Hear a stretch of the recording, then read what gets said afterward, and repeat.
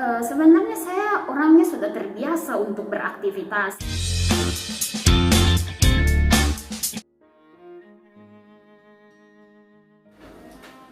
Halo semua, perkenalkan nama saya Suster Maria Victoria Rahayaang.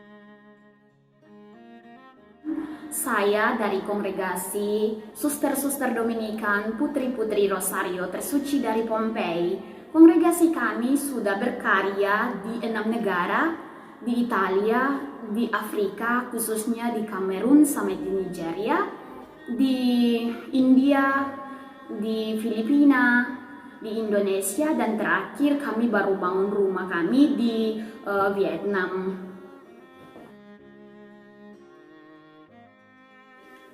Saat ini saya mau bercerita sedikit tentang perjalanan panggilan saya.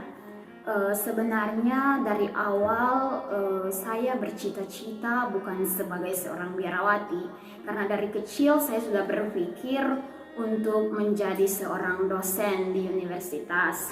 Tapi itulah yang namanya panggilan, seperti ada tertulis, rancanganku bukanlah rancanganmu dan jalanku bukanlah jalanmu. Itu yang terjadi pada saya.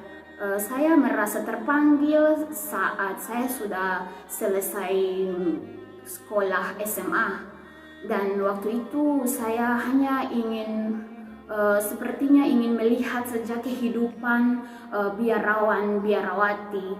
Jadi saya hanya ikut-ikutan teman untuk masuk dalam biara. Setelah 2 tahun saya berada dalam biara, saya diberi kesempatan untuk berlibur, dan saat itu saya sempat berpikir untuk tidak kembali lagi ke biara.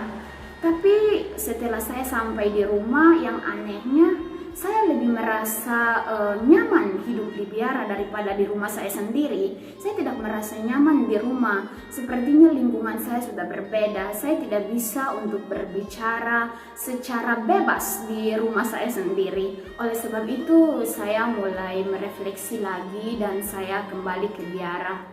Dan sampai saat ini saya baik-baik saja, sehat-sehat. Terus saya paling bahagia dalam biara melayani Tuhan dan sesama. Oh ya, kalau mau berbicara tentang masa karantina ini, awalnya saya agak merasa bosan karena sebenarnya saya orangnya sudah terbiasa untuk beraktivitas ya. Saya sudah terbiasa untuk mengajar di sekolah, habis itu ke paroki bersama anak-anak muda, anak-anak sekami. Jadi awalnya saya merasa agak berat dengan masa karantina, dan saya pikir bukan untuk saya sendiri tapi untuk semua. Tapi setelah mendengar bahwa masa karantina ini diperpanjang karena virus ini sangat berbahaya, saya mencari aktivitas lain. Dan aktivitas itu saya buat seperti memasak, main musik, menjahit. Itu kan hal-hal yang sebenarnya sangat dibutuhkan untuk mengisi masa-masa kritis seperti ini juga, karena saya sadar juga 5 tahun saya sekolah, sepertinya pemikiran saya selalu fokus pada buku kan. Saya tidak pernah ada kesempatan untuk turun dapur, untuk main musik. Dan di masa karantina ini saya mengambil kesempatan itu untuk mengisi hal-hal yang saya belum buat di masa yang sudah lampau. Oleh sebab itu saya sangat senang kalau tinggal di rumah untuk melakukan hal-hal seperti ini. Pesan saya untuk keluarga dan sahabat semua, ikut aturan pemerintah, tetap tinggal di rumah seperti saya, dan melakukan hal-hal yang menarik. Ambil kesempatan ini untuk melakukan hal-hal yang tertunda yang belum pernah Anda buat. ribuan terima kasih saya ucapkan untuk semua yang telah mendengarkan sharing saya.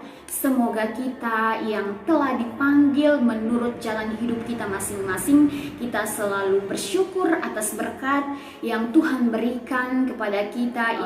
Semoga dengan sharing saya ini dapat memberikan inspirasi kepada anak-anak muda yang mau bergabung dalam kongregasi kami atau kongregasi-kongregasi yang lain, untuk bekerja melayani Tuhan dan sesama bekerja di kebun anggurnya. Sampai jumpa dan Tuhan memberkati kita semua. Satu dalam doa.